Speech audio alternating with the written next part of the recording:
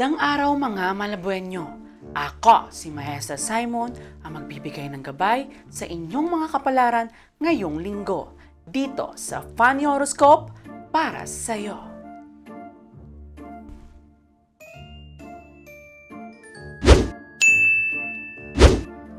Aries, may secret admirer ka. Pero, hindi mo malalaman. Pag nalaman mo, dahil hindi na secret yun. Secret nga eh. Eh, ba't kami hindi pwede? Wala akong ginagawang masama! Akala mo lang wala! Pero meron! Meron!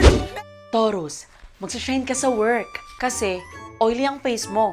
Blotting paper is your bestie.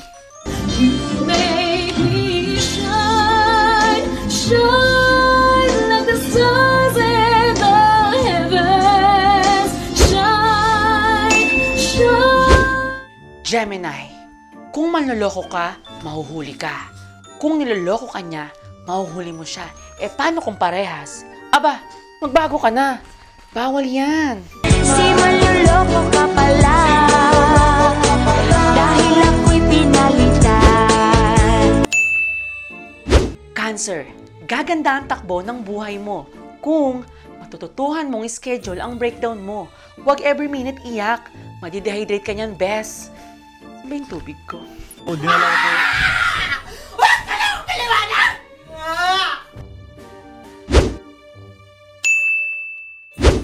Leo, makikita ka na sa TV. Sa CCTV nga lang.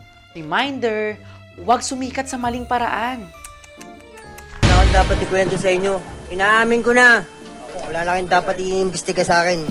Inaamin ko na. Ako pumatay. Oh. Virgo, madudukutan ka ng wallet. Pero walang laman. Kaya ibabalik sa'yo ng mandurukot. Tapos, lalagyan niya ng pera. Malas man, swerte pa rin. Kung ihahalin tulad mo ang utak mo sa isang bagay, ano ito? Wallet ko. Wala kasing laman. Libra, maganda ang takbo ng pera at pag-ibig ngayong linggo.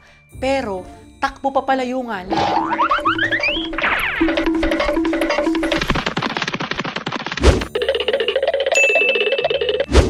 Scorpio, may traidor kang kaibigan. Bibigat ang pasanin mo. Literal, dahil lalagyan niya ng bato ang bag mo. Fake friend alert! Fake friend. Dito oh, ayun oh. Praning na ako no. Naging, ano ba tong katraidoran? Talagang... Sagittarius, magbibigay ng sign si Universe. Kaso, malalagpasan mo kakascroll. Social media pa more, beshi. May nakikita ka? Ha? Dito, may nakita ka ba rito? Wala ka naman nakikita, hindi ba?